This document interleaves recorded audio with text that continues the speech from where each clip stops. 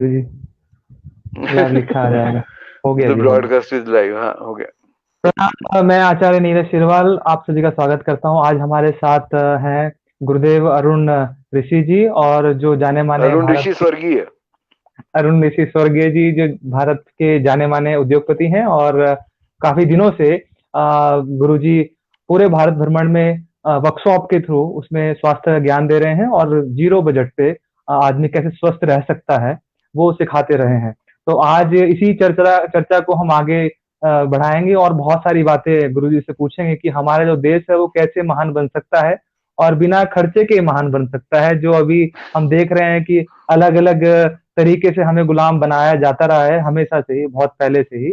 तो वो सारी जो ज्ञान की बातें हैं वो गुरुजी देते आ रहे हैं। भारत सरकार को भी गुरुजी ने बहुत बार कहा है, और हर सरकारी हो चाहे प्राइवेट संस्था हो, उन महकमे में जाकर के गुरुजी ने अपनी हेल्थ की वर्कशॉप लगाई है, 1.5 घंटे की, 2 घंटे की, 4 घंटे की। और उसमें लोगों को स्वस्थ कैसे रहा जाए, बिना पैसे के, बिना खर्चे के, बिना डॉक्टर के, बिना दवाइयों के, बिना हॉस्पिटल के। तो ये सब गुरुजी बहुत पहले से करते आ रहे हैं।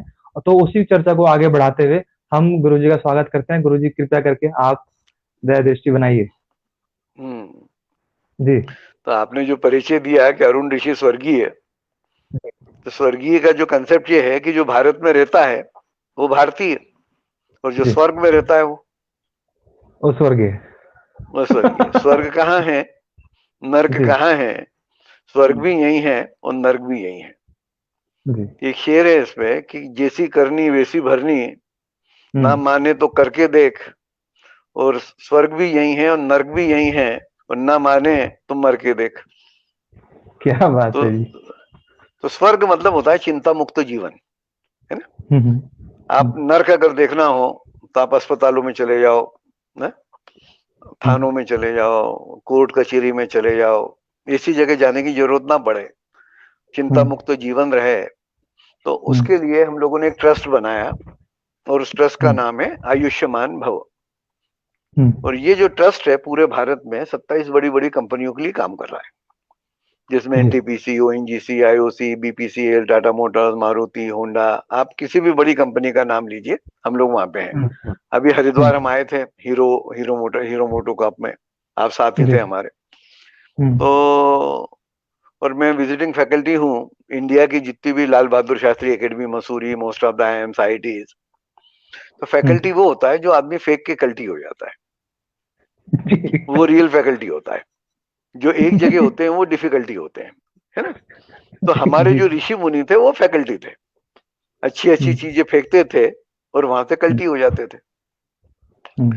तो जो आपने कहा कि स्वास्थ्य प्रबंधन बगैर दवा के, है जी। ना? तो दवा जो है, दवा को आप उल्टी तरफ से पढ़िए, क्या हुआ? वाद। वाद, हाँ जी। दवा का किसी भी प्रकार की दवा लो, आगे चल के उसका वाद खड़ा ही होगा, है ना? जी। एक शब्द है मेडिकल, उसको उल्टी तरफ से जी। पढ़ो, लकड़ी में। अगर आपको लकड़ी में जाना हो तो मेडिकल में जाओ, तो लकड़ी में पहुंचा जी। देगा। इसी अभी जी। क्या चल रहा है सबसे ज्यादा? हम्म। कोरोना। कोरोना। जी। कोरोना कोरोना चल रहा है ना, उसको उल्टी हम्म। तरफ से पढ़ो, क्या लिख रहा है? ना रोको। ना रोको जी।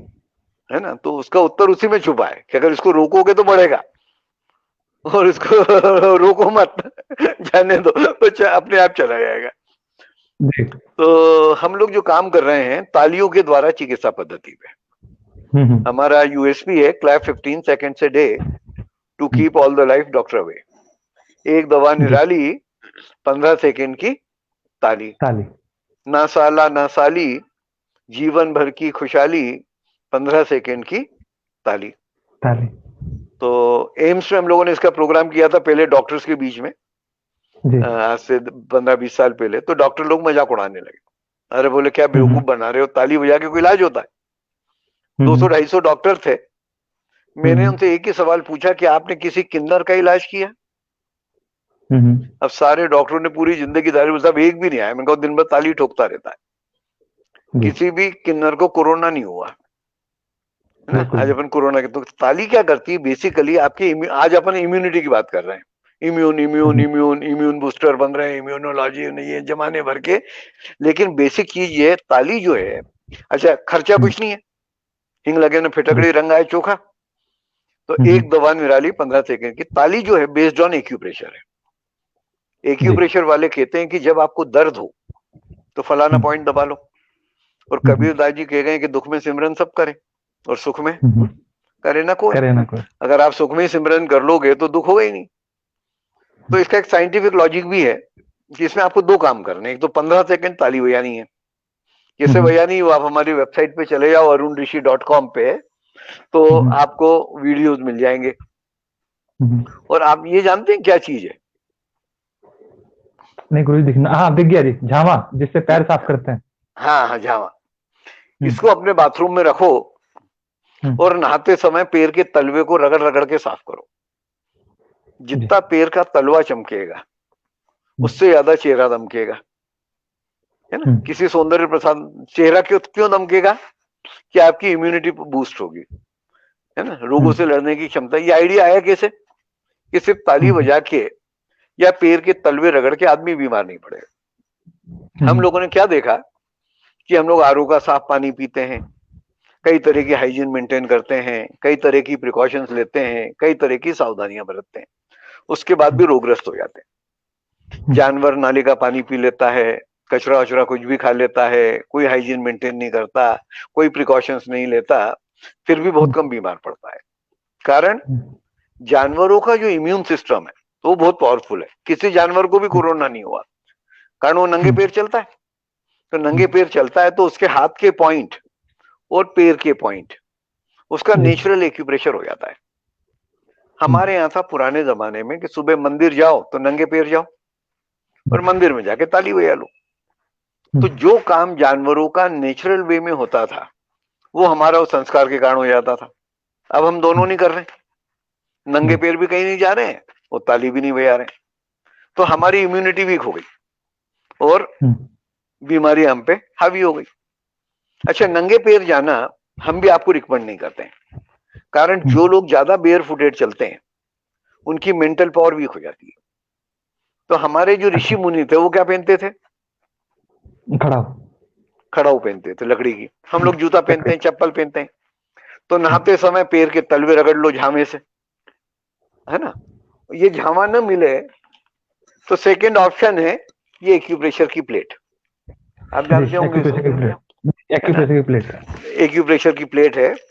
इसको हम लोग 3-4 प्लेटें एक फैमिली के लिए रिकमेंड करते हैं। 2 प्लेटें आपकी बेडरूम में हो, एक पत्नी की तरफ एक पति की तरफ। खैर अभी आपको समस्या नहीं, आप आके एक भी रख सकते हो। तो सुबह जैसे ही उतरे इस प्लेट के ऊपर उतरो, दूसरी प्लेट रखो, 2 प्लेट हो गए, तीसरी प्लेट हो गई ड्रेसिंग रूम में, नहाने के बाद जब हम कपड़े चेंज करते हो। इस प्लेट पर खड़े रह के आप दाढ़ी बनाइएगा, उससे बढ़िया शेव आप कभी जिंदगी में नहीं बना पाए होंगे। और चौथी प्लेट अपन जहां वर्क करते हैं उसके वर्किंग टेबल के नीचे। पर्पज ये है कि दिन में 300, 400, 500 बार इस प्लेट पर आपका चलना हो जाए, तो पैर के पॉइंट यहाँ एक्टिवेट हो गए और कर्म ही पूजा है। तो हमारा जो कर्म स्थल है वो हमारा मंदिर है। तो हम लोगों ने कई फैक्ट्रियों में, कई कंपनियों में, कई ऑफिसेस में चालू करा दिया कि सुबह जैसे 8 बजे फैक्ट्री चालू होती है, 8:05 पे एक सायरन बजता है और उनके प्रेसिडेंट से लेके नीचे तक के सब ताली बजाना चालू कर देते हैं।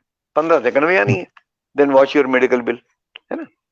अच्छा, अब ये तो हो गई एक बात कि आपने ताली भी बजा ली, पैर के तलवे भी रगड़ लिए। जो काम जानवरों ने नेचुरल वे में किया वो आपने संस्कार के कारण कर लिया। उसके बाद फिर सवाल उठता है, क्या जानवर टूथब्रश टूथपेस्ट करता है? जी नहीं। किसी जानवर को आपने किसी डेंटिस्ट क्या देखा? जी क्या जानवर चाय कॉफी पीता है? किस घोड़े ने बहुत दौड़ लगा ली, इसको 2 कप चाय पिला दो, इस गधे ने बहुत काम कर दिया, इसको 4 कप चाय पिला दो। तो हमें चाय कॉफी की क्यों आवश्यकता है? क्या वो शेविंग क्रीम, साबुन, shampoo, cosmetics, Thums Up, Limca, Coca Cola, पान, गुटखा, दारू, सिगरेट पीता है? तो हमें क्यों आवश्यकता है? तो ये हमारी आवश्यकता नहीं है, ये दुनिया की बड़ी बड़ी कंपनियों की आवश्यकता है। जैसे आज आप कहते हो ना कि हम वापिस से गुलाम होते जा रहे हैं, तो हमारा एक स्लोगन है, प्राइम मिनिस्टर को हमने एक लेटर लिखा था कि भारत एक गरीब नहीं, India is not a poor country but it is very poorly managed, है ना। हम जैसे ही सुबह उठते हैं तो सुबह उठते ही हमें, पहले हम लोग आज से 1947 के पहले एक ही कंपनी के गुलाम थे। कौन सी कंपनी के? East India company. East India company के। आज हम कई कंपनियों के बेदाम के गुलाम बन चुके हैं। सुबह उठते ही हमें आदेश मिलता है कि भारत के गुलामटो, टूथब्रश टूथपेस्ट करो और दांतों को सड़ा डालो, चाय कॉफी पियो, अपने पाचन तंत्र का नाश कर डालो, फिर शेविंग क्रीम साबुन शैम्पू लगाओ, अपनी दाढ़ी त्वचा एवं बालों का सत्यानाश कर डालो। फिर आदेश आता है कि पान गुटखे खाओ, शराब पियो, धूम्रपान करो और ईश्वर की हवा को बिगाड़ो। और ईश्वर भी जब आपकी हवा बिगाड़ दे तो हमारी महंगी दवाएं खाओ और मर जाओ। और सुबह से शाम तक हमारे कोड़ियों के दाम का माल सोने के भाव खरीदो, अपने घर को, समाज को, देश को बर्बाद कर डालो। और एक अच्छे गुलाम की तरह हम सब करते चले जा रहे हैं। तो मेरा नाम Guinness book of world records के लिए प्रपोज्ड है कि मैं दुनिया का पहला उद्योगपति हूं जिसने पिछले 40 सालों में ये किसी भी चीज का उपभोग नहीं किया। टूथब्रश नहीं, टूथपेस्ट नहीं, चाय नहीं, कॉफी नहीं, शेविंग क्रीम नहीं, साबुन नहीं, शैम्पू नहीं, कॉस्मेटिक्स नहीं, थम्स अप नहीं, लिम्का नहीं, कोका कोला नहीं, पान गुटखा दारू सिगरेट कुछ नहीं। और जब कुछ नहीं लिया तो 40 साल में मैं एक दिन भी बीमार नहीं पड़ा। मेरी उम्र अभी 67 साल की है, 67 कंप्लीट हो गई, 68वां लग रहा है। और 100 साल तक कभी बीमार नहीं पड़ूंगा। कारण ये जितने साधन मैंने आपको बताए ये सारे अप्राकृतिक साधन है। इसके द्वारा आप ईश्वर की प्रकृति का नाश करते हो। और जब आप ईश्वर की प्रकृति का नाश करते हो, ईश्वर आपकी प्रकृति का सत्यानाश कर देता है। अब सवाल उठता है कि टूथब्रश टूथपेस्ट नहीं करें तो क्या करें? तो दांत साफ करना मैं आपको इतना बढ़िया सिखा दूंगा कि आप ऊपर चले जाओगे, 32 ही छोड़ जाओगे। और इतना सस्ता फार्मूला है कि गरीब से गरीब आदमी झोपड़ी में कर ले, बड़े से बड़ा आदमी महल में कर ले। बगैर चाय कॉफी के कैसे तरोताजा रहना, बगैर शेविंग क्रीम के दाढ़ी कैसे बनाना, बगैर साबुन के कैसे नहाना, बगैर सौंदर्य प्रसाधन के कैसे सुंदर रहना, बगैर दवाओं के कैसे स्वस्थ रहना, उसकी क्लास होती है 2 से 2.5 घंटे की जी। और उसका वो निःशुल्क नहीं होती, वो सशुल्क होती है। उसमें एक पार्टिसिपेंट से 100 रुपए लेना है। तो आप कितने लोग इकट्ठे कर दो? 500 लोग इकट्ठे कर दो, 1000 कर दो, 100 कर दो, तो मिनिमम 110 लोग चाहिए। तो हमारा क्या होता है कि हमारी फीस है, पिछले 21 सालों से हमारी फीस ही है कि 11,151 रुपए है ना। 100 लोग है तो 110 रुपया पर हेड, 1000 लोग है तो 11 रुपया पर हेड, 2000 लोग है तो 5 रुपया पर हेड। कारण क्या है, जो फ्री की चीजें वो काम नहीं करती है ना। हम लोगों ने 5 चीजें ईश्वर ने हमको फ्री दी है। क्या क्या दी है? पंचतत्व, जल वायु अग्नि आकाश और मिट्टी, जिससे आप इलाज करते हो। 5 तत्व फ्री है, लेकिन 5 तत्वों की सबके हम लोगों ने सत्यानाश कर दिया। अब जब लोग ऑक्सीजन सिलेंडर लगा के घूमने लगेंगे तब उनको पेड़ों की महत्ता मालूम पड़ेगी। तो आप अपने इससे रिक्वेस्ट करके लोगों को इकट्ठा करें कि भैया अपन इसका ऋषि जी का 2 घंटे की क्लास अपन करेंगे, लेकिन कम से कम 110 लोग 200 लोग ज्वाइन हो जाएं तो इस क्लास को किया जा सकता है। क्या राय है? तो आपने बहुत बहुत अच्छा आपने बताया। और जितने भी हमारे दर्शक अभी देख रहे हैं और आगे भी देखेंगे इस रिकॉर्डिंग को, तो वैसे अभी कितने लोग ज्वाइन है इसमें? अभी तो मात्र 4 लोग हैं, और जितने भी लोग अभी देख रहे हैं, ये 4 लोग 400 लोगों को बताएंगे। क्या बात है।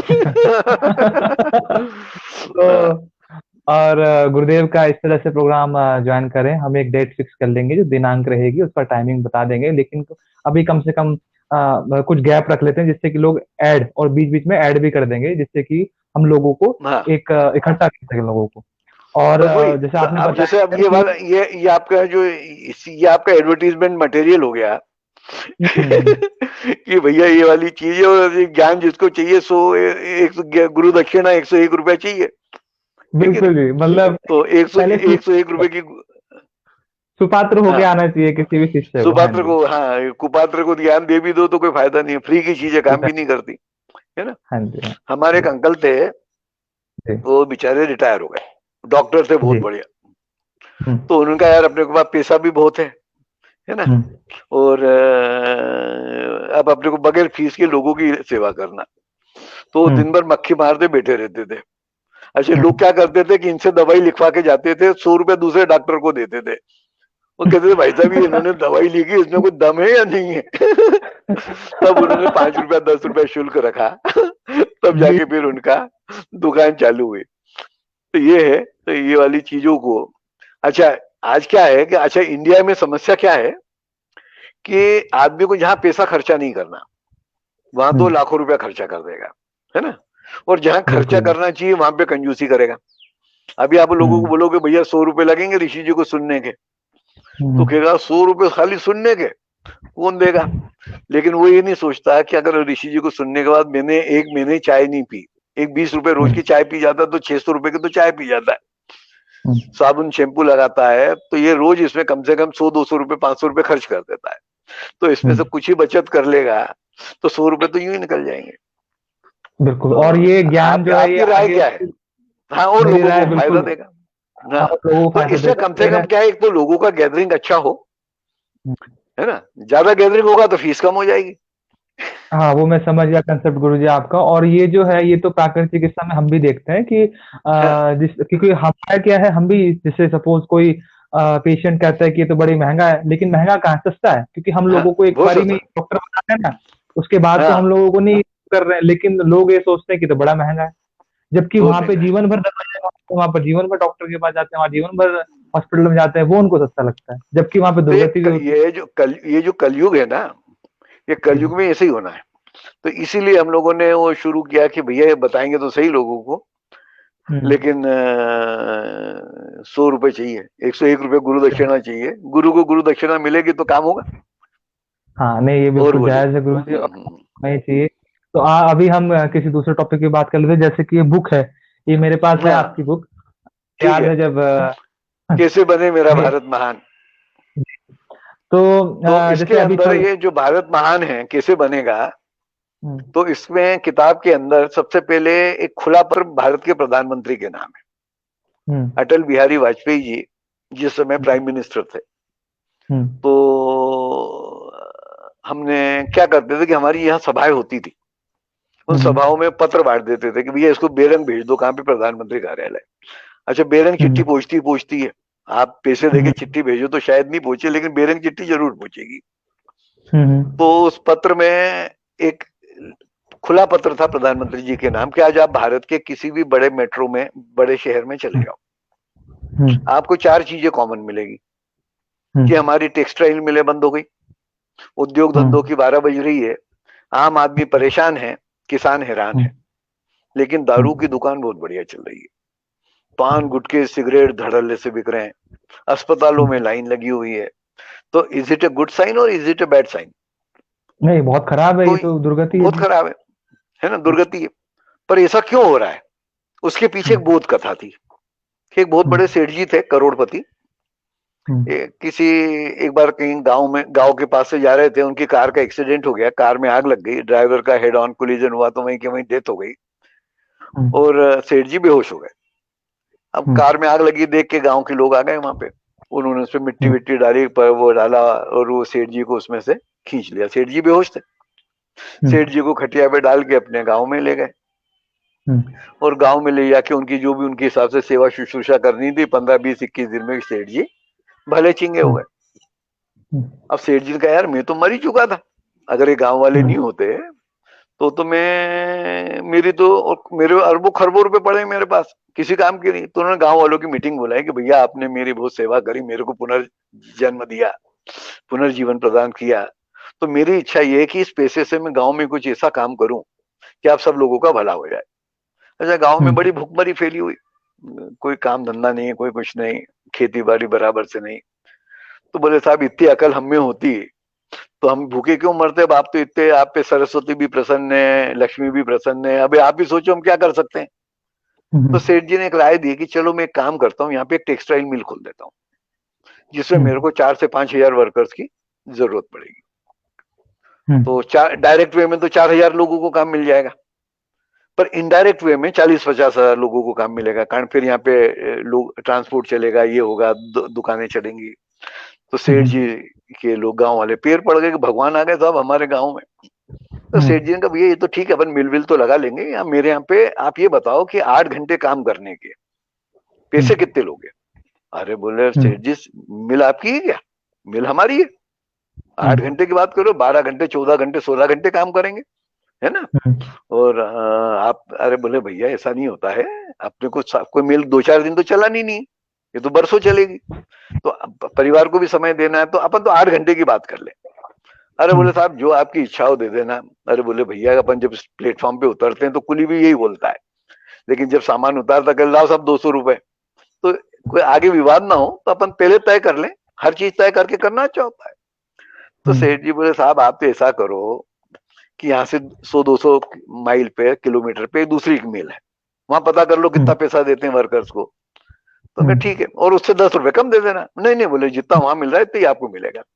तो अनस्किल्ड वालों को 200 रुपए मिल जाएंगे, जो स्किल्ड वाले उनको 300-400 मिल जाएंगे, और जो अच्छे 500 काम जहाँ सीखते जाएंगे उनके पैसे बढ़ते जाएंगे।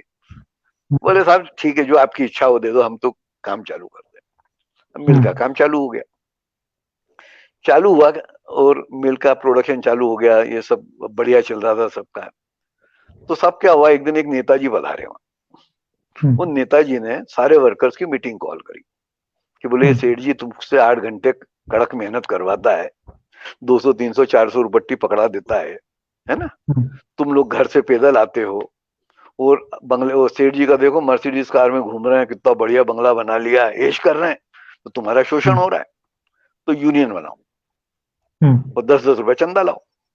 अब 4,000 वर्कर से 40,000 रुपए मिल गए, एक और यूनियन का निर्माण हो गया।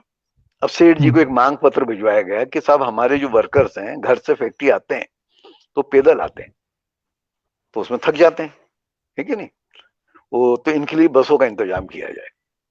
सेठ जी ने सोचा जायज मांगे, अगर आदमी आने आने में थक जाएगा तो यहाँ अपनी प्रोडक्टिविटी की बारह बजेगी। तो साहब उन्होंने बसें खरीद ली और बसें चलने लग गई। और नेताजी की धाक जम गई कि देखो बेटा मैं नहीं था तो तुम पैदल आते थे, साइकिल पे आते थे, अब देखो तुम्हारे लिए बसें चलवा दी। वो साहब ये काम वो काम, अच्छा सेठ जी को भी ब्लैकमेल करे तो वो भी उनको चंदा पानी देते रहे, सुविधाएं देते रहे। एक बार क्या हुआ कि मिल के पास अरबों खरबों रुपए का, करोड़ों रुपए का एक एक्सपोर्ट ऑर्डर आ गया। और नेताजी को खबर लगी कि यार इतना अच्छा, इनको ये मालूम था कि सेठ जी को थोड़ी हड़ताल वड़ताल की धमकी दो तो सारी जायज नाजायज मांगे सब मंजूर हो जाती हैं। तो उन्होंने एक मांग पत्र भिजवाया कि साहब हर वर्कर के 100-100 रुपए रोज बढ़ना चाहिए। अब सेठ जी ने पर्दा बिठाएगा, एक दिन के 100 रुपए रोज, हाँ, कारण अगर अपने प्रोडक्शन पूरा करना है तो ज्यादा मेहनत करना पड़ेगी और ये करना पड़ेगा, तो 100 रुपए हमारे को, काम तो उतना ही रहेगा 8 घंटे का, लेकिन हमारे अगर 100 रुपए बढ़ते हैं तो हम ये काम करेंगे, और नहीं तो कल से मिल बंद। और सेठ जी ने, अच्छा वो ऑर्डर बहुत बड़ा था तो बहुत कम भाव पे उन्होंने ले लिया कि चलो अपने मिल को काम मिलता रहे। तो सेठ जी ने पर्दा बिठाया कि 4,000 वर्कर, 100 रुपया रोज, तो 4 लाख रुपए महीना, जो भी हो गया साल भर। अब इस हिसाब से तो पड़ता ही नहीं बेटा, मिल घाटे में चली जाएगी। खूब वर्कर को समझाया, बोले नहीं नहीं साहब वो तो जो हमारे नेताजी ने कह दिया 100 रुपए रोज बढ़ना तो बढ़ा दो। अब उनके एक सलाहकार थे आप जैसे, आप आजकल बहुत ज्यादा लोगों को सलाह दे रहे हो, तो उन्होंने सेठ जी को एक राय दी कि साहब एक काम करो कि आज वर्कर्स की एक मीटिंग कॉल करो, और मैं एक चिट्ठी आपको लिख के देता हूँ, चिट्ठी आंख मीच के पढ़ देना और अपनी अकल मत लगाना, नहीं तो आपका हार्ट फेल हो जाएगा। सेठ जी ने कहा तू ऐसा क्या लिखवा रहा है? बोले साहब मैं जो बोल रहा हूँ बस आपको अगर मेरे पे भरोसा हो तो आप ये काम करो। अब साहब सेठ जी ने वो चिट्ठी वहां दी उनको, वर्कर लोग इकट्ठे हो गए। वो चिट्ठी में ये लिखा गया था कि आप लोगों की मांगे बिल्कुल नाजायज हैं, आपके 100 रुपए ने 200 रुपए रोज बढ़ना चाहिए। और सेठ जी का दिमाग ठनका के और बोले साले क्या मेरे से बुलवा दिया तूने, 100 रुपए में घाटा हो रहा है तो 200 रुपए की बात करवा दी तूने। बोले अब आप सेठ जी पधारो, आप आपको अब किसी चीज की जरूरत नहीं है, अब मेरा काम चालू होगा। और साहब उन्होंने वर्कर्स को खूब बधाई दी, है ना, और बधाई दे के छक्के सबको दारू पिलाई कि आज तो भैया 200 रुपए 6,000 रुपए महीना बढ़ गया, खूब ऐश करो। और उसी कैंपस में दारू की दुकान का उद्घाटन कर दिया जी। अब क्या हुआ कि साहब वहीं पे दारू की दुकान, सिगरेट की दुकान, पान गुटखे की दुकान, सारी दुकानें वहां चल निकली। थोड़े दिनों बाद ये सभी व्यसनों की आदत लग गई तो एफिशिएंसी डाउन हुई, बीमार पड़ने लगे, अस्पताल भी खुलवा दिया और अल्टीमेटली जाके मिल बंद हो गई। अब सेठ जी बड़े खुश थे कि जब मिल चलती थी तो बस लेने जाती थी, छोड़ने आती थी। आज संडे की छुट्टी, आज होली, आज दिवाली, आज ईद, आज फलाना, जमाने भर की छुट्टियां, है कि नहीं, कभी बीमार पड़ गए। पर ये दारू की दुकान पे आने के लिए कोई छुट्टी नहीं, नगद धंधा, है कि नहीं। कोई बस का बस भी वो नहीं नहीं चल कर। रही, है ना। ये सारे जितने भी ये दुकानें थी सब सेठ जी की थी। तो जितना घाटा उनको सेठ जी को मिल में हुआ, ये वर्कर्स ने बीवी बच्चों के जेवर घर बार बेच के सेठ जी का घाटा पूरा करा दिया। और सेठ जी के पैसे का अंबार लग गया। लेकिन पैसा तो बहुत आया, लेकिन सेठ जी के घर में अशांति अशांति रहने लगी। उनकी बीवी कैंसर में मर गई, बच्चे रंडीबाज हो गए, दारू जुआ खेलने लगे, और खूब परेशानी परेशानी सेठ जी की। अच्छा, सेठ जी बड़े दानी महात्मा, खूब लोगों को धन का दान करना, मंदिरों का निर्माण करवाना, सत्संग करवाना, प्रवचन करवाना। लेकिन उसके बाद भी भैया कहीं कहीं इसकी रेमेडी निकल नहीं रही थी। एक बार क्या हुआ कि एक सिद्ध पुरुष का उनके गांव में आना हुआ। किसी ने सेठ जी को खबर की, साहब एक बहुत बड़े सिद्ध पुरुष जो हैं अपने गांव में पधारे हुए हैं, तो आप जाके मिल के आओ। अब जब सेठ जी मिलने गए तो फलों का टोकरा, एक 10,000 रुपए की गड्डी ऊपर रख के उन्होंने पेश कर दी कि साहब ये मैं यहाँ का नगर सेठ हूँ और ये तुच्छ सी दक्षिणा मेरी आपके लिए है। अब सेठ जी ने जैसे ही वो नोट की गड्डी, वो सिद्ध पुरुष ने नोट की गड्डी और फलों का टोकरा देखा, एक लात मारी। बोले कौन बेवकूफ लेके आया है। बोले महाराज अगर कम हो तो 51,000 रख देता हूँ। बोले नहीं नहीं नहीं नहीं।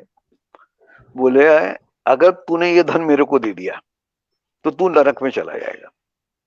बोले साहब मैं नरक में कैसे चला जाऊंगा, मैंने तो दान किया। बोले नहीं, हमारे यहाँ पे एक श्लोक लिखा गया है संस्कृत में कि यदि आपको नरक में नहीं जाना है तो 3 कर्म कभी मत करना। तो श्लोक यह है कि परिव्राजकम धनम दत्वा, किसी भी घुमक्कर साधु को धन मत देना। तांबुलम ब्रह्मचारिणी, ब्रह्मचारी को पान मत खिलाना, कारण पान खाने से सेक्स की भावना बढ़ती है तो उसका ब्रह्मचर्य डोल जाएगा। तो तांबुलम ब्रह्मचारिणी चोराद अभयम दत्वा, चोरों को अभयदान मत देना कि तुम चोरी करो, मैं बैठा हूं तुम्हारे को बचा लूंगा। तो दाता तू नरकम ब्रजेत, ये से सारे दाता नरक में जाएंगे। तो मैं परिव्राजक हूं, मैं घूमकर साधु हूं, अगर तूने धन मेरे को दे दिया तो तू नरक में चला जाएगा। और बोले महाराज आज तक तो ये ज्ञान किसी ने हमको दिया नहीं। बोले वो इसीलिए वो सिद्ध नहीं होंगे, इसीलिए तेरी रेमेडी नहीं हो पा रही। तो सेठ जी ने उनको सारी अपनी घटना बताई कि साहब ये साहब मेरे मिल है और यूं है, और मेरे मिल तो बंद हो गई लेकिन ये दारू की दुकानें सब चल रही हैं, और घर में अशांति अशांति, इसका कारण क्या। उन्होंने कहा देख बेटा, हर आदमी चाहता है कि लक्ष्मी मेरे घर में आए, है ना, हर आदमी की कामना होती है। लेकिन उसके साथ उसकी कामना होती है कि उसका पति उसके साथ नहीं होना चाहिए। तो लक्ष्मी का पति कौन है, विष्णु, है ना। तो ईश्वर के यहाँ पे 3 डिपार्टमेंट है, जनरेशन, ऑपरेशन और डिस्ट्रक्शन। तो जनरेशन जीओडी हो गया, तो जनरेशन जो है वो ब्रह्मा जी देख रहे हैं, ऑपरेशन विष्णु जी देख रहे हैं, और डिस्ट्रक्शन शिव जी देख रहे हैं। तो विष्णु क्या है, कर्म ऑपरेशन का इंचार्ज है। तो हर आदमी बगैर विष्णु के लक्ष्मी चाहता है, उसको चंचला बोला गया है हमारे यहाँ, है ना। तो ये जो लक्ष्मी जहां जाएगी वहां बर्बादी फैलाएगी, और जहां पहुंचेगी वहां बर्बाद करेगी। तो देखो सेठ जी, तुम्हारे वर्कर के 10-5 रुपए बढ़ने थे, तुमने 200 रुपए बढ़ा दिए। अब वो अकर्म की लक्ष्मी उसके घर में गई, तो वो उसको व्यसनों की आदत लग गई, दारू पीने की। अच्छा, उससे वो पैसा तेरे घर में आया तो वो बर्बाद हुए, उनका परिवार बर्बाद हो गया। वो पैसा उस पर, अच्छा एक्साइज ड्यूटी लगी हुई थी, वो पैसा सरकार के पास गया तो सरकार बर्बाद हो गई। अच्छा, उसी पैसे से तनख्वाह बांटी, तो वो जो उनके मंत्री थे, संतरी थे, वर्कर्स थे, ऑफिसर्स थे, वो सब भ्रष्ट होते चले गए। कानून अकर्म की लक्ष्मी सब जगह रोटेट हो रही थी, वो तेरे घर में आई, तेरे घर को बर्बाद कर दिया। तो ये जहां जाएगी वहां बर्बादी फैलाएगी, और जहां पहुंचेगी वहां बर्बाद कर देगी। तो ये काम हुआ। तो बोले महाराज जी ये सब तो हो गया, और बोले सेठ जी तुम्हारी ये जिंदगी तो बिगड़ी बिगड़ी, तुम्हारे सब लोगों का अगला जन्म भी बर्बाद हो गया। और बोले महाराज मेरा क्या होगा। बोले तेरा जो राजा है उसको अगले जन्म में सुअर बन के आना पड़ेगा। और लोग उसको क्या करेंगे, तपा तपा के उसकी चर्बी निकाल लेंगे और गाय के घी में मिला के बेच देंगे। जो तुम्हारे ब्यूरोक्रेट्स हैं, नौकरशाह हैं, उनको गाय बन के आना पड़ेगा, है ना, कारण इन्होंने जनता को खूब दूहा, तब जनता इनको दूहेगी और कटने के लिए भेज देगी। फिर जो तुम्हारे ये हैं क्या, ऊर्ज से नीचे वाले लोग, उनको बकरा, ये धर्म गुरु हैं, नेता हैं, इनको बकरा बन के आना पड़ेगा, जिनको लोग हलाल करेंगे और कटने के लिए भेज देंगे, है कि नहीं। तो महाराज ने कहा साहब मेरे राजा को अगले जन्म में सुअर बन के आना पड़ेगा। हाँ बोले भैया आना पड़ेगा। तो ये काणे वो अकर्म की। अब उन्होंने महाराज ने कहा साहब एक काम करो, अगर आप आज्ञा दे तो मैं आधे एक घंटे में आता हूँ आपके पास वापिस से। वो भागा भागा राजा के पास गया, बोले साहब एक सिद्ध पुरुष आया हुआ है और वो आपके बारे में ऐसा ऐसा कह रहा है। उन्होंने पूरी स्टोरी सुना दी और बोले बिल्कुल सत्य वचन, ये बातें जो बताइए एक एक चीज सही हो रही। मेरे सारे मंत्री नौकरशाह तनख्वाह बंगला गाड़ी सब ले रहे हैं, मेरा शोषण अलग कर रहे हैं, जनता का शोषण अलग कर रहे हैं, और भ्रष्टाचार अनाचार पापाचार बढ़ता जा रहा है। और ये तो महाराज जी कहाँ बैठे हैं? तो सब महाराज जी तो वहां जंगल में बैठे हुए हैं। बोले चलो, तो राजा और वो सेठ जी वहां पहुंच गए, कहाँ पे, सिद्ध पुरुष के पास। और उसको उन्होंने कहा कि भैया ये तो सब सारी चीजें हो रही है, अब इसका रास्ता क्या। तो वो रास्ता उन्होंने कहा था, वो रास्ता उनको बताया राजा को। और कुछ ही दिनों में वो जो राष्ट्र था सोने की चिड़िया में परिवर्तित हो गया और हर हर चीज उनकी अच्छी होने लगी। तो फिर वो अटल बिहारी वाजपेयी जी को ये लिखा था कि साहब वो जो प्रोसेस बता गया था सिद्ध पुरुष, वो प्रोसेस हमको भी मालूम है, लेकिन आपका 2 घंटे 2.5 घंटे का हमें समय चाहिए। अब 2.5-3 घंटे का समय अगर आप हमको दे देंगे तो हम आपको इसकी तरकीब बता देंगे। अब क्या हुआ कि वहां पे साहब किसी ने प्रधानमंत्री कार्यालय में वो लेटर पढ़ा होगा, एक सिंह साहब करके उनके पर्सनल सेक्रेटरी थे। तो उनका एक पत्र आया हमारे पास कि भैया फलाने फलाने दिन आपको 4 घंटे के लिए 3 घंटे के लिए वहां पे समय दिया जाता है। तो हमने उसका जवाब लिख दिया कि साहब मैं 5 साल तक तो मैं व्यस्त हूँ, मेरे 4 साल 5 साल के लिए, 5 साल के बाद आप मेरे से संपर्क करिएगा। वो सिंह साहब का फोन आया मेरे पास कि बोले भैया तुम बहुत होशियार बन रहे हो, प्रधानमंत्री कार्यालय से तुमको समय दिया जा रहा है और तुम कह रहे हो कि मैं 5 साल के बाद आऊंगा। तुम्हारे पास है वे कुछ नहीं, तुम जनता को बेवकूफ बना रहे हो और 100 रुपया ले रहे हो। अरे मैं कहा महाराज जी आप नाराज मत हो, मैंने जो आपको लेटर लिखा था वो आपने ध्यान से पढ़ा? बोला हाँ बहुत ध्यान से पढ़ा। बोले नहीं पढ़ा। मेरे को ये बताओ कि जब वो सेठ जी राजा के पास गए तो राजा ने क्या करा? और वो बोले साहब भगे भगे जंगल में गए। तो मैंने कहा साहब आप मेरे को सम्मन भिजवा रहे हो कि फलाने फलाने दिन दिल्ली वाले वहां पे आ जाना ऑफिस में और वहां बताना। तो जिस दिन अटल जी को 2 घंटे का समय हो आप उज्जैन लेके आ जाना। वो तरकीब नहीं बता पाऊं तो मेरे को गोली मार देना, है ना। तो खूब हंसे, बोले हाँ यार ऋषि ये बात तो सत्य है कि ज्ञान लेने तो गुरु के पास जाना ही पड़ेगा। तो उसी पे फिर हम लोगों ने ये जो आपने किताब बताई फिर से बता दो एक बार, कैसे ये बने मेरा मेरा भारत, बने मेरा भारत महान। कैसे बने मेरा भारत महान, है ना। जी तो जी। इसमें सबसे पहले आप इसके नीचे की अगर टैगलाइन पढ़ो कि आओ भारत को कर्ज मुक्त बनाए, हाँ जी। है ना, बना हुआ है ना। तो चक्कर क्या है कि आज आप जो जो मिशन लेके चल रहे हो ना कि ये साहब ये मल्टीनेशनल कंपनियां हमारे को वैक्सीन बेचेगी, मास्क बेच रही है और सरकार इसके ऊपर कुछ नहीं कर रही है। तो सरकार कर्जे से डूबी हुई है, आईएमएफ का, इनका, वर्ल्ड बैंक का इतना कर्जा हमारे पास कि हमारे पास ब्याज देने के लिए भी पैसा नहीं है। तो जब आप कर्जा लेने जाते हो तो वो अपनी शर्तें रखते हैं, बेगर हैज नो चॉइस। तो वो शर्तों में ये भी है कि भैया हम जो आपको गाइडलाइन देंगे उस गाइडलाइन पे आपको काम करना है। तो सरकार की भी मजबूरी है, लेकिन हमारी मजबूरी कुछ नहीं है। हमारी मजबूरी ये है कि भैया अच्छी चीजें सीखें और लोगों को सिखाएं। तो ये वाली सारी चीजें हैं। तो भारत को कर्ज मुक्त, जब तक कर्ज मुक्त नहीं होगे तो पुनर्जन्म की थ्योरी है कि आप भारत के हर आदमी पे आज की तारीख में 60 से 70 हजार रुपए का कर्जा है। और हमारे एक मोक्ष की कल्पना है कि जब हम मरे तो हम पे किसी का कर्जा बाकी नहीं होना चाहिए। तो आपको मुक्ति तो मिल ही नहीं सकती, अगले जन्म में फिर गाय बैल बकरी बन के आना पड़ेगा और कट के एक्सपोर्ट होना पड़ेगा। या इनकी वैक्सीन खरीदनी पड़ेगी, तब इनके कर्जा चुकाना है तो वो तो अपना कर्जा वसूल करने के लिए अलग अलग प्रोसेस निकालेंगे कि नहीं। भाई आपने किसी को कर्जा दिया तो आप वसूल करोगे नहीं करोगे, तो ये मल्टीनेशनल कंपनी हमसे वसूल करेगी, तो उसके लिए हमें कर्ज मुक्त होना जरूरी है। तो उसकी सारी प्रोसेस वो हम लोग उसमें किताब में लिखी हुई है। और अपन ये जब बताएंगे सारी चीजें, जैसे आज हम लोग 800, 1000, 1200 करोड़ की, 1500 करोड़ की चाय पी जाते हैं पूरे भारत में, है ना। सड़कें बनाने के लिए पैसे नहीं है। पर डे की अपन बात करो तो आज अपन 135-40 करोड़ की आबादी मान लो, और 10 रुपए मान लो एक आदमी 10 रुपए से ज्यादा की चाय पीता है, लेकिन अपन 1400 करोड़ हो गए, है ना। तो 1400 करोड़ रुपए चाय पीने के लिए है, सड़कें बनाने के लिए नहीं है, पावर प्लांट बनाने के लिए नहीं है, इंफ्रास्ट्रक्चर के लिए नहीं है। तो बगैर खर्चे के, बगैर कम पैसे में, तो पूरा लाइफस्टाइल मैनेजमेंट कार्यक्रम है ये, 2 से 2.25 घंटे का। तो अपन इसको एक आध दिन प्लान करेंगे।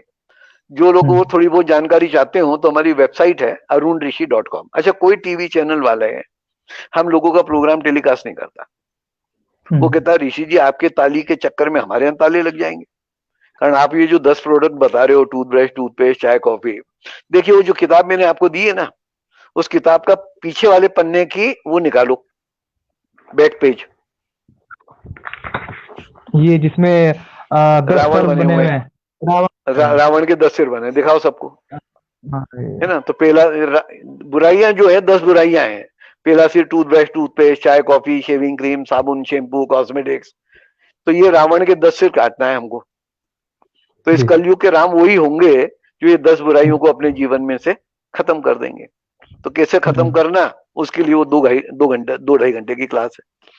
तो उसको हमारे नीरज जी के साथ संपर्क करें और इस कार्यक्रम को करने की कोशिश करें।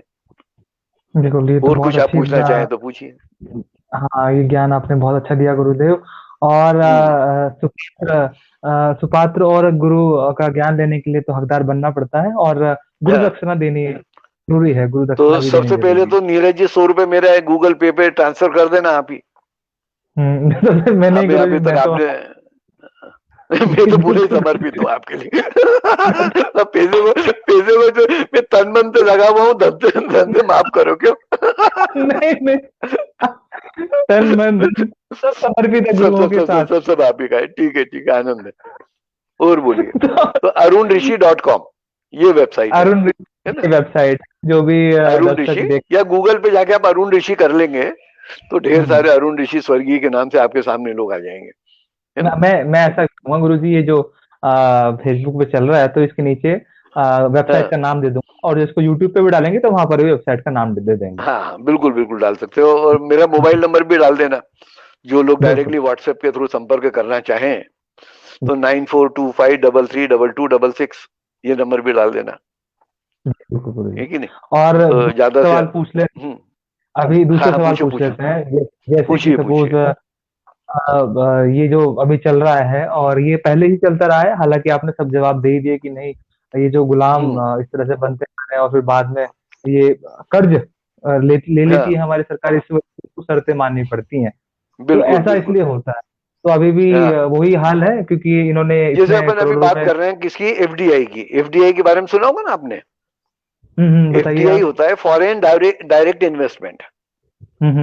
हमारे को देश में बाहर से, विदेशों से इंडस्ट्री लगाने के लिए पैसा चाहिए, फॉरेन डायरेक्ट इन्वेस्टमेंट बोला जाता है उसको। तो उसका मूल उद्देश्य ये है कि विदेशियों का पैसा हमारे यहाँ है। लेकिन आज की तारीख में क्या हो रहा है कि ये जो कंपनियां हैं बाहर वाली, ये थोड़ा सा पैसा लेके इंडिया आती है, 2-4-5 लाख करोड़ रुपया, 2-4-5 लाख रुपया। फिर यहाँ क्या करती है, अपने बैंकों से लोन लेती है, हमारी बैंकों से पब्लिक इशू लाती है, और सप्लायर का क्रेडिट लेती है कि भैया तू माल दे रहा है, तेरे को 3 महीने के बाद पेमेंट मिलेगा। तो कंपनी का तो कुछ भी नहीं लगा। कंपनी जो लाख 2 लाख रुपए लेके आई थी, 10 लाख 50 लाख, उस पे उन्होंने यहाँ पे करोड़ों अरबों रुपए का इंफ्रास्ट्रक्चर खड़ा कर दिया। अब क्या हो गया, कंपनी चल गई तो बहुत बढ़िया, नहीं चली तो बैंक रोए, सप्लायर रोए, और शेयर होल्डर रोए। इनरॉन जैसी कंपनी आई थी अपने इंडिया में, महाराष्ट्र में बहुत बड़ा पावर प्लांट लगाया था, तो अरबों खरबों रुपए का यहाँ अपने के IFCI, कोई HDFC कोई बैंक थी, उसको चूना लगा के चले गए। और उस पर कुछ नहीं, कोई एक्शन नहीं हो पाया। तो ये सब सारी शर्तें हमें इसलिए माननी पड़ती कि हम लोग कर्ज के बोझ पे दबे हुए हैं, तो हमारा ही पैसा ये लोग यूज कर रहे हैं। तो वो कहा ना कि India is not a poor country, but it is very poorly managed. It can manage बिल्कुल। Properly, then it can do wonders. आज हमारे यहाँ पे क्या नहीं बहुत। है? देखो इसराइल जैसी छोटी सी कंट्री, हम्म। पानी की कमी है ना, वो पूरे देशों में और विदेशों में उसका एग्रीकल्चर एक्सपोर्ट होता है अरबों खरबों रुपए का। और हमारे हम्म। इतनी सारी नदियां, इतनी हम्म। सारी जमीन। तो हम हमारे जो मेन चीज, जो हमारा जो देश था वो एग्रीकल्चर बेस्ड था। हम्म। इकोनॉमी जो थी वो एग्रीकल्चर बेस्ड थी। आज हम्म। इकोनॉमी हो गई है दारू बेस्ड। गाय के दूध पे इकोनॉमी चला करती थी। आज आप एक हम्म। रुपया बैंक में रखो, उसको अगर 2 रुपया करना है डबल, 1 रुपए को, तो 8 साल 9 साल लग जाएंगे, जो आज का रेट ऑफ इंटरेस्ट है। 10 साल में 2 रुपए होंगे। और हम्म। एक जमीन में एक गेहूं का दाना डाल दो, थोड़ी मिट्टी डाल दो, पानी डाल दो, तो 3 महीने में 35-40 दाने दे देगी। तो एक के 40 हो रहे हैं यहाँ पे 3 महीने के अंदर। हम्म। तो और हम वहां पे लोगों ने 10 साल में मतलब। एग्रीकल्चर, हाँ, तो आप सोच लीजिए क्या क्या उसकी वो होगी। लेकिन उसके लिए वाटर मैनेजमेंट जरूरी है, लोगों में एग्रीकल्चर के प्रति। तो आज की तारीख में एग्रीकल्चर कोई ध्यान ही नहीं दे रहा एग्रीकल्चर के ऊपर। हम्म। वैसे भारत के लोग एग्रीकल्चर वाले हैं, एग्री सबसे हो जाते हैं, कल्चर में कुछ नहीं लाते। तो ये चीजें ये है कि जो चीजें सीखी जाए उसको अपने जीवन में उतारा जाए। तो इंडिया की समस्या ये है कि राम को सब मान रहे हैं और राम की कोई बिल्कुल। नहीं मान रहा। तो आप अरुण ऋषि को बिल्कुल मत मानो, अरुण ऋषि की मान लो, तो आपकी जिंदगी तर जाएगी। हाँ बोलिए जी। और बोलिए। और ये जिस तरह से कह रहे हैं कि पहले भारत ऐसे था, तो अभी ये तो बहुत बदलाव हो गया, तो इसको फिर दोबारा इस तरह से करने के लिए क्या, तो क्योंकि अब उसी ने दोबारा। कहा ना कि आपको गो बेस्ड इकोनॉमी, जैसे ब्राजील में हम लोग इस पे काम कर रहे हैं, किस पे है? जर्सी ब्रीड पे, जिसका हाँ, एक। दूध, हाँ, गाय की जर्सी ब्रीड, वो दूध देने में, मतलब दूध उसका जहर एक तरह का यूं मान के चला जाए। तो ब्राजील ने क्या करा कि यहाँ से इंडिया से आज से बरसों पहले वो गीर गाय का सांड लेके गए, और गुजरात गीर से। गाय से पूरे ब्राजील की इकोनॉमी दूध के ऊपर उन्होंने वो कर दी। जो A2 मिल्क आता है हम्म। उसका, वो लोगों को हम्म। हेल्दी भी रखता है, सारी चीजें करता है। तो वो जो ब्राजील जैसी कंट्री ये काम कर सकती है, तो हम लोग क्यों नहीं कर सकते? कई लोग लगे हुए हैं इस काम पे जो कर हम्म। रहे हैं, लेकिन उसको हम्म। मास लेवल पे करने की जरूरत है, और ज्यादा से हम्म। ज्यादा लोगों को एग्रीकल्चर से जोड़ने की जरूरत है। तो जैसे सरकार, ये तो इसमें एग्रीकल्चर में भी उसने केमिकल फार्मिंग शुरू कर दी सरकार, उसको यूरिया, डीएपी, पेस्टिसाइड ये हाँ, वो प्रोवाइड वही तो कराती है। चक्कर है ना कि भैया अगर आपका गाय का गोबर, गाय आपके यहाँ पे गाय नहीं है, तो आपको यूरिया ही हम्म। डालना पड़ेगा। और अगर वो जीरो बजट खेती है, बहुत सारे लोग हैं, सुभाष पालेकर जी एक हैं, जो हाँ हाँ, जी। महाराष्ट्र के अंदर कई लोग हैं जो उसके हम्म। ऊपर काम कर रहे हैं। उनको रोल मॉडल बना के हम्म। अपने लोगों को ट्रेन किया जाए, और ऐसे कई लोग हैं जो आउटस्टैंडिंग काम किए। तो इसीलिए हम लोगों ने हमारी किताब में भारत के नवरत्न लिए हैं आज की तारीख में, हम्म। जिन्होंने ऐसे अजीबो गरीब काम किए हैं, लेकिन वो लाइमलाइट में नहीं है, वो तो अपने। ये गुरु जी, तो आपने बिल्कुल नहीं, मुझे याद है आज से 4 साल पहले हरिद्वार में गुरुदेव सुभाष हाँ, पालेकर जी आए थे और मैंने उनकी ट्रेनिंग ली थी। तो यस ये यस यस। इनको, उनको पद्मश्री भी दिया गया, लेकिन सरकार तो उनकी बात न, अगर ये मास लेवल पे किया जाए सरकार, लेकिन बात ही नहीं मानती। पद्मश्री पकड़ा के क्या मिलना नहीं है नहीं, वो उनको। क्या है सर, वो तो वो पद्मश्री देने से कोई फर्क है कि जिस क्या होता है, जिस लेवल पे ये लोग बैठे हुए हैं, ये भारत हम्म। रत्न से ऊपर लोग हैं। लेकिन बिल्कुल। इनका होता क्या है, जो कमर्शियल वर्ल्ड है उसमें बहुत सारी हम्म। दिक्कतें हैं। जैसे आज हमारे कोई कोई कमर्शियल कंपनी ये नहीं चाहती कि ये प्रमोट हो, कारण ये तो कहता है कि हम्म। भैया ये 10 ही चीजें बेकार हैं, है बिल्कुल। ना। तो ताली बजाने में किसका पैसा, जैसे आपकी रिसर्च एंड डेवलपमेंट के लिए भी आज आप बात करो, तो दवाई की रिसर्च एंड डेवलपमेंट के लिए करोड़ों अरबों रुपया है, लेकिन हम्म। ताली की रिसर्च करने के लिए कोई पैसा नहीं है। बोले ताली बजाने से क्या मिलेगा? आप तो कोई ऐसी हम्म। चीज बताओ जो बेची जा सके, तो ताली तो बिक बिल्कुल। नहीं सकती।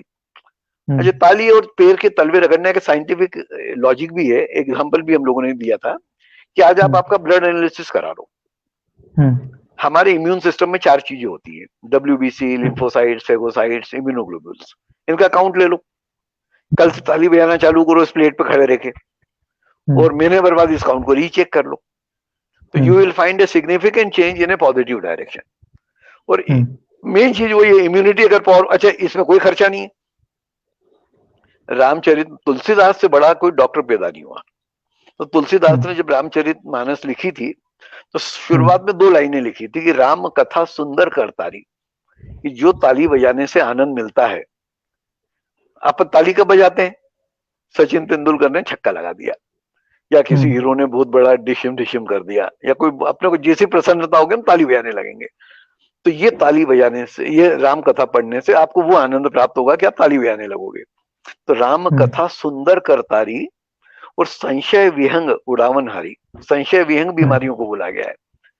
तो वो 500 साल पहले, 800 साल पहले लिख गया था कि भैया ताली बजाने से बीमारी भाग सकती है, लेकिन उस पर काम नहीं हुआ, उस पर रिसर्च नहीं हुई। तो वो सारा काम हम लोगों ने किया और उसको सबसे पहले तो अपने पर इम्प्लीमेंट किया और उसके बाद अब लोगों को सिखा रहे हैं। ये तो बहुत अच्छा, आप गुरुदेव बहुत अच्छा काम कर रहे हैं। और आपने जो कहा कि 10 लोगों के नाम लिखे हैं बुक में, तो ऐसे सुभाष पालेकर जी होंगे और ऐसे और भी लोग होंगे जो वो सारे लोग हैं। हाँ, वो उस किताब में, वो किताब भी जो लोग लेना चाहें वो आपके थ्रू ले सकते हैं, आपके पास किताबें पड़ी हुई हैं। हाँ बिल्कुल बिल्कुल बिल्कुल गुरुजी बिल्कुल। हाँ, तो ये जैसे ऐसे अनेकों और अनोखो, मतलब क्या कहते हैं, बहुत अमूल्य लोग हैं, तो वो इस तरह से ना तो लाइमलाइट में, तो कैसे उन्हें इस तरह से, इसीलिए अपन ने किताब लिखी कि जो जिन लोगों ने अच्छे काम किए हैं उनका प्रचार प्रसार तो इसके थ्रू हो जाए, और उनको एक डॉक्यूमेंटेशन कर दिया कि इन लोगों ने इतना बढ़िया काम किया है, इनका फायदा उठाया जाए लोगों तक। तो जो लोग करेंगे तो वो एक, होता क्या है, जो पतन का राह है वो बहुत आसान है। ऊपर से पत्थर नीचे फेंक दो, धड़ाम से नीचे आ जाएगा, और इस पत्थर को आपको ऊपर लेके जाना है ना, तो कितना मेहनत का काम है। तो हम उस पत्थर को ऊपर ले जाने की कोशिश कर रहे हैं। आदमी आज की तारीख में इतना ज्यादा पंगु हो गया है कि वो कुछ करना नहीं चाहता। आप जैसे इतने प्रयास कर रहे हो, सब कुछ कर रहे हो, लेकिन अच्छा इसमें एक कंसेप्ट और है कि कई लोग मेरे से कहते हैं कि ऋषि जी आपकी बातों से लोग सुधरेंगे। तो मैं कहता हूं भैया मेरी जो चीजें हैं वर्ल्ड में सिर्फ 5% लोगों के काम की है। बोले आपने 5% कैसे निकाला? मैं भैया कौरव कितने थे? बोले 100, और पांडव कितने थे? 5। तो इस ग्रुप में जो पांडव लोग होंगे उनकी चीजें तो समझ में आएंगी, और जो कौरव होंगे उनकी कोई चीजें समझ में नहीं आएगी। तो लेकिन 5 पांडव 100 कौरवों पे भारी पड़ गए थे, ठीक है नहीं? तो हमें से 5% लोगों की आवश्यकता है कि जो इन चीजों को सीखे, खुद करें। तो वो जो है ना, रावण के सिर काटे, तो इस किताब का एक ने, आपने नाम सुना होगा, प्रदीप चौबे जी का। जानते प्रदीप चौबे जी को? बहुत बड़े कवि है, लास्ट ईयर उनका एक्सपायर हुए हैं वो। तो एक बार ट्रेन में मेरे को मिल गए, तो किताब पढ़ ली, ले ली उन्होंने, रात भर में किताब पढ़ डाली, और सुबह उठ के मेरे को एक व्हाट्सएप पे मैसेज भेजा कि ऋषि जी इस किताब का फीडबैक मैं आपको दे रहा हूँ कि राम के लिए जैसे सीता है, पुत्र के लिए जैसे पिता है, अरुण ऋषि जी की पुस्तक नहीं, ये कलयुग की गीता है। तो ये किताब और सीडी का सेट भारत के घर घर में होना चाहिए। तो वो सारी चीजें हैं, तो वो सारा काम है, धीरे धीरे चलेगा। तो अपन कछुए की चाल से चल रहे हैं और खरगोश से आगे निकलने की कोशिश कर रहे हैं। अच्छा, एक जाते जाते एक सवाल और, कि जैसे लोग कई बार हताश हो जाते हैं, ये काम ही ऐसा जो आपने बता दिया, मात्र 5% लोगों को समझ में आएगा, और ऐसा होता भी है, क्योंकि हाँ आपको पता है कि मेरी तो उम्र वैसे बहुत छोटी है, लेकिन आपको पता है कि हाँ किस तरह से हम लोग काम कर रहे हैं, और कह रहे हैं कि पत्थर जो है नीचे ऊपर फेंक रहे हैं, तो इसमें कमाई का साधन भी नहीं है इसमें। हाँ नहीं है, नहीं है ना। तो वो भैया देखो क्या है कि आपको दाल रोटी भी चलानी है कि नहीं? तो मेरी दाल रोटी कहां से चलेगी? मेरी दाल रोटी 100 रुपए में से चलती है, कौन सी जो मैं लेता हूँ इसलिए